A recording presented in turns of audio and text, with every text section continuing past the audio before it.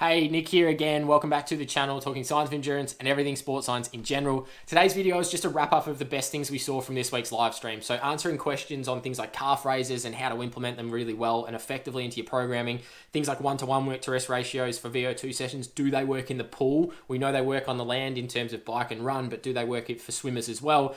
Also talking about things like body composition, so really simple ways to drop a little bit of body weight if you need to, if you're in that sort of stage of your athletic performance where by losing a little bit of weight, it might actually help you. All of these things were some of the best bits to come out of it, and that's what I want to do today, is summarize them for you. There is the full live stream replay on my channel. If you do want to go watch it, I've got a playlist for the entire live stream. I'm going to put up the replay in full if you want to go watch that whole version. As always though, make sure you are subscribed to the channel, turn notifications on by hitting that bell icon. Go follow me on Instagram as well. And by doing all of these things, you need to keep yourself in the best position to know when we're about to go live, when live streams are coming up, when videos are dropping, all of these different things, so you can get your questions answered like these people. You could get featured in some of these videos as well.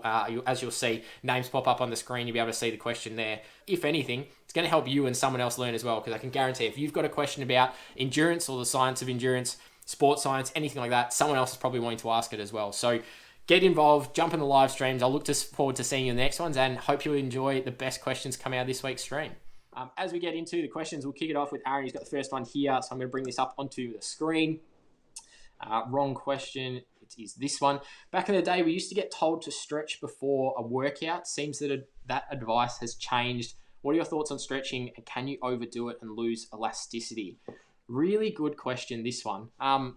It definitely has changed the advice on stretching. The common thing was you would go and do a bit of a warm-up. You might run around, if you're playing footy or a team sport, you might run around the oval and do a bit of stretching as part of that. I don't think it's necessarily completely gone. I think the days of us sitting down and going and holding a hamstring stretch or doing a groin stretch for 30 seconds rest, and these big 5-10 minute blocks of stretching are definitely moved out a long time ago. It's more about trying to prepare you best for the performances you have to be involved in, and that's where things like stretching necessarily as a term isn't the I guess the bad thing. It's static stretching, so sitting down and having that static movement, rather than what we call your dynamic stretching, which is things like high knees, butt kicks, side to sides, leg swings. You might do a whole range of different movements, some mobility activities. It's more about getting things moving rather than lengthening the muscle, and that's really the big change. So stretching technically hasn't changed too much. We've just moved from static to more dynamic. If you are going to do some static stretching post-workout as part of recovery, or maybe the next day to alleviate some stiffness to try and get a bit of flexibility back in, I think that's where it has its greatest effect. But you should only really be stretching to, at most, maybe a 7 out of 10 intensity. And what I mean by that is if you're reaching out to a hamstring stretch, for example, sitting on the ground, it shouldn't hurt more. There shouldn't be any more pain than about 7 out of 10. If there is, you're probably overdoing it there, and that's where we can get into some, I guess, trouble of aggravating the muscle a little bit. You're not necessarily going to, I guess, lose elasticity if you're doing it well, but it's a type of thing. It depends on your sport too. If you're a runner, I wouldn't really be worrying massively about stretching has to be a big component of my week. Yes, you might incorporate it, but at the end of the day, we need to be quite stiff, and stiff in a good way, not like, oh, I get out of bed and I can't move.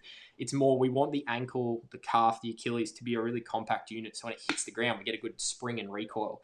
If you really sort of loosen, we kind of hit and it just sort of sinks and it doesn't have that springy rebound, then that's where we can start to lose out a bit from a performance perspective. More getting you moving so you can get in the positions you need to when you're on the bike or you're out running. Next question coming up on the screen here. How do you feel about double threshold days, 2 threshold workouts in one day? It's become massively popular among elites and non-elites over the last few years. Great question, because yeah, I agree with you. It absolutely has become quite a popular thing, and this pops up a lot. And I get asked about it a reasonable amount. Doing a double threshold day, it depends on your definition of what a double threshold day is. If your definition of double threshold day is in the morning, I'm going to go and do a set of 1K repeats at threshold or 105% of threshold pace.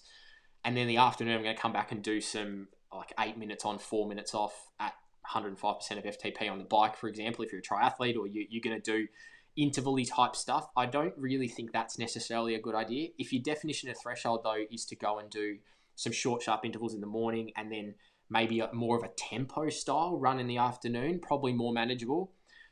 The big difference between the elites being able to do it and non-elites, and my recommendations probably between the two, is the elites, for the most part, have a much higher chronic training load prior, so they can handle this extra volume that's thrown at them in terms of the high intensity stuff doubling up in the day. The typical non-elite athlete doing it is probably just going to burn themselves out, and there's smarter ways we can bring it into the week. And I'd much prefer that athlete go and do a training session on a Tuesday, a hard training session, then in the morning. When I say hard, that thresholdy type run or the threshold type bike, whatever it may be. Then in the afternoon, do something a little bit cruisier, long and slow, build some aerobic capacity. Come back the next day and then do your other threshold session. Quality over quantity is still going to win out. The last thing you want to do is get into that second session of the day, be fatigued, and not be able to hit your paces. And really, that comes back to the difference between the elite and the non-elite. Is the elite, because they have, one, probably not much else to do. If they're a professional and they are only racing and competing and training as their job, they've got all the time in the world to recover. They're going to get a massage in between. They're going to be able to do everything they possibly can to get the quality out of that second session. Non-elite, probably still working a reasonably consistent job, I would think, for most people. If you are still working, you might have family commitments, you might have the working commitments, you might have something else going on outside of that as well. On top of it, other stresses are going to accumulate to fatigue, and that's why I typically steer away from it for the most part for the average person, because it just becomes too much. You compound all of these other factors, plus now you're doing 2 hard threshold sessions in a single day over a long period of time, is definitely not a good way to go about it. Even in the short term, it's really hard to then back up for that following day. Unless you're doing almost nothing, that's probably not the best way to go about it. I'd rather have an athlete go into a session and know we're going to get 100% quality from it, rather than going and be like, we might be a bit fatigued from the morning. Mark, we got your question here. What does your training week look like? Good question. Bit all over the place at the moment, because if you haven't seen what I've talked about in terms of my background and my sort of training and what I do, my primary sport, if you like, is field umpiring Australian rules football. So we're in a weird period where we didn't have a season this year, and the season would have ended about a week or so ago, typically. So what that means is now I'm kind of in a traditional off season. For the most part, over the next month or two is going to be a lot more variety in my training, trying to get out and just do some longer distance stuff, because normally throughout the year I do some really short sharp. At the moment, I'm running 3 times a week. I'm riding twice a week. I'm in the gym twice a week, and then I'll probably and then where I get my rest in and around that, or also any additional sessions in and around that, I try and fit them in. I have a gym session on a Monday and a Friday. At the moment, probably going to move to 3 gym sessions closer to November, December time, getting ready for the season next year. But from that perspective, 2 sessions.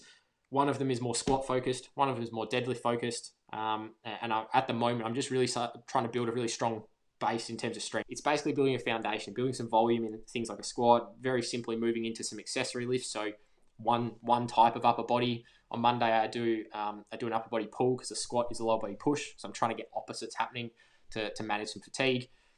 Do an upper body exercise, do an accessory lower body. So I did some single leg RDLs or some arabesques, a little bit of core work, and then that's kind of it. It's a pretty sort of short session. The Friday gym session is my deadlift, and then I'll just go into the opposite movement. So if I did pull-ups on a Monday, I'll do bench press on a Friday. Because the bike's not very interesting. My Wednesday and Sunday bike is the typical. They're pretty much recovery or aerobic endurance. Actually, more so aerobic endurance.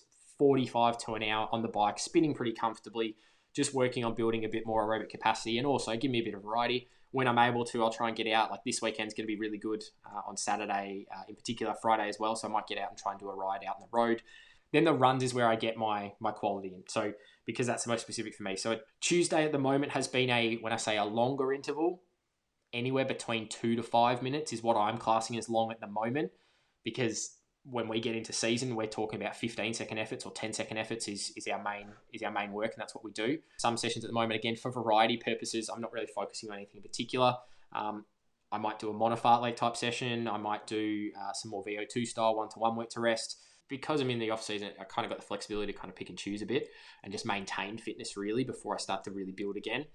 In my Thursday run is usually my long slow, because on the weekend is the only time I've really got access to an oval to go and do some very specific footy type stuff to keep a bit of speed into my legs from a sprinting aspect, practice some of my skills in terms of bouncing the ball to start the game, things like that. My Thursday run is a bit longer, slower, or actually at the moment I've been working on some more traditional fartlek training style. So that really genuine speed play, changing up intensity randomly throughout. I actually did a video on the other week as a result of doing one of these sessions. again, from a variety perspective. But that run really week in, week out is more of my aerobic endurance run where I'm just kind of building a bit more Ks in the legs. So Aaron's got another one. Thanks again for chucking me in. You're an absolute gun on getting the questions through, mate. Absolutely love it. Any secrets for losing weight as you get older? Probably 10 kilos overweight and running 35 kilometers per week isn't shifting it as quickly as it used to. Diet isn't bad, but I work in a desk job and snack a bit. I can absolutely understand where you're coming from in terms of working a desk job and snacking a bit. I've been really bad at it since I've been doing some working from home stuff. Mainly from, it's just very convenient to go downstairs, and when you get your morning coffee, it's really easy to grab a chocolate chip cookie out of the cupboard as well. Really, the simple formula, and this is something that I think the fitness industry as a whole is kind of, I guess, a bit guilty of at times, is making all of these very big claims about, well, how do you actually lose weight? Fundamentally, it comes down to you put in less than what you're putting out. Your energy intake versus your energy expenditure. If you make sure, and whether you want to track that through a specific set of numbers, if you want to make sure that you're tracking exactly what your food is, you want to get an app to do it, you want to track all of your activity. And when we say activity, you have to think about all the different components. There's a number of different ways that we can actually burn energy, if you like. There's the traditional training, so going out and doing physical activity for the sake of physical activity. There's also all of your occupational physical activity. So if you're working a desk job, you're limited in that regard. But if you're working a more labor-intensive job, there's a lot more physical activity. Things like walking into the office, walking around the house, going for a walk during the day, all of these count to your energy expenditure. There is also a small side of things in terms of what we call a thermogenic effect of food. And what I mean by that is when you actually chew and you eat, you're burning fuel to be able to get the fuel into your body. The body is going through processes and using energy. So all of those combined have to be outweighing what the energy intake is. And by no means does this necessarily mean you have to not eat. Still eat. You just have to be a bit sort of thoughtful about when you're eating. And that's where things like snacking is the difficult part to get around, because if you're doing a lot of training and you feel like you're hungry, you just want to eat. There isn't really any secret to it. It's the simple thing of whatever's going into your body needs to be outweighed by and exceeded by what's coming out. So you don't necessarily have to lift your training by any means. You just maybe need to drop the intake just a little bit. And it's consistency and discipline is the key to it. In terms of this next question here, VO2 Max session in running is 1-to-1 ratio, but as a former competitive swimmer, it rarely goes like this. For example, set of 50 free is 50 seconds on, where I take 30 seconds per 50 pace. Swimming very much in a mindset of no one really likes to spend time sitting on the wall. You could do a 1-to-1 work to rest ratio in a pool, but the reason why it typically isn't, and the reason why I can sort of get my head around not having things like 1-to-1 work to rest ratio, is because majority of the time, unless you're an absolute gun swimmer, I'm talking top end elite, professional type level swimmer, majority of the time for most people, a 1-to-1 isn't going to be useful because you're not actually able to elicit high enough intensity swimming in the pool compared to what you could running. So like when you're running, for example, it's quite easy to run basically a 9.5 out of 10 near VO2 max, 95% of VO2 max to get a session where you could justify 1-to-1 work to rest. In the pool, it's hard to get that intensity up there because one, we're primarily upper body, lower body's not doing massive amounts as much as it is. It's difficult. We're working against a different resistance, so it's much more about technique than it is how physiologically fast you can move your body. It then makes it difficult to then understand, well, what is a 1-to-1 work to rest ratio? You could have a really smooth swimmer through the water with amazing technique. Because their technique is allowing them to be so economical and so efficient through the water, they're not actually working that hard physiologically. That's where it's the difference. So when we have things like shorter recoveries, you're going to get more of that aerobic benefit at the top end. You just got to make sure you're just going as hard as you can, but not neglecting technique. Once you're at a point where your technique is basically flawless and you're moving through the water really well, that's when you can really start to go and maybe consider these 1-to-1 work to rest ratios. 2-to-1 is really good as well. 2-to-1 work to rest is pretty good. You might also even consider something closer to, like if you're going a minute and a half on, you might have a minute off. So it's kind of it's like a 3-to-2 work to rest ratio, if that makes sense. It's kind of a weird combination of you're slowly getting to that 1-to-1, but it's not quite. Moving on to the next question. A lot of runners focus on the importance of calf raises. Do you do them yourself or prescribe them to runners? I do prescribe them and I do use them myself, but I use them strategically and I don't just use your traditional calf raise. So I'll break this down for you. When I do calf raises or when I implement them, what I'm looking to do is I'm trying to build some strength and resilience into the calf primarily, keeping in mind that we have two major components of the calf. We have the soleus or the soleus, and we have the gastrocnemius. They're the two muscles in the calf. The soleus plays a really critical role in runners, but by doing a standing calf raise, you're more targeting the gastrocnemius. So out of the two muscles in the calf, very simply, you're targeting the bigger one, but that's not necessarily the one that does a lot of the work from a running perspective. And that's where most of the injuries happen for runners, is actually in the soleus. When I do prescribe them, I will prescribe some standing calf raises, traditional, double leg, single leg, using a bit of body weight to start with and progress the load. I like to build up the load in terms of, at the end of the day, our calf and our ankle complex is the most effective lever in terms of biomechanics. And what I mean by levers is it gives us the most ability to lift load. You're not moving very fast compared to, like, if I swing my arm and throw a ball, I get a lot of velocity or a lot of speed, if you like. The biomechanical setup of the arm is built to get something in my hand and move it really quick. From a calf perspective, this isn't about that at all. This is more about like having a crowbar. You put a crowbar into something, you're not trying to move it quickly. You're trying to get as much leverage as you can to move a really heavy or a really high resistance object. And that's what our calf does primarily. So it's most effective at that. And that's why body weight alone isn't necessarily the best thing to do, because our calf can actually tolerate more than that. So by you doing a body weight calf raise, you're not necessarily giving the body as much stimulus as what it can potentially handle. Some of the variations, though, is I don't just do standing double leg or standing single leg. I'll do some bent leg, and the bent leg or even seated calf raises. So to do a bent leg, you basically just kind of do a little squat position, get up on your toes and do your calf raises as you would normally. That's going to target more that soleus I was talking about before. What I also like to throw in there is some isometric work. This is really good for building a lot of resilience through the Achilles. So what I mean by that is, instead of pushing up, coming back down, pushing up, coming back down, you just push up and you hold that for 20, 30 seconds. But by pushing up and holding, that gets us into that middle position we experience when we're running. And that's where we're going to be under the most stress, is the body's not absorbing force or creating it. It's in this middle period where it has to rebound and be elastic. And that isometric position is going to get you super strong there, because that's that middle ground. Foot comes into contact the ground. We absorb force. There's a very momentary part where we don't really do anything. We have this isometric moment, which is the hardest part to deal with. And then we have the push off, which is we're producing force. It's these isometrics in the middle that are really useful. So doing some seated or some bent leg versions of those, doing some standing ones, but having a combination of these calf exercises is a much better approach to then be a lot more resilient to some of these calf-based injuries that you might expect. So hopefully enjoyed some of the best questions out of this week's stream. Make sure you are subscribed to the channel to keep up to date with when we do go live. Go follow me on Instagram to also be notified of when we're about to go live, so you can get involved, have your question answered on the stream.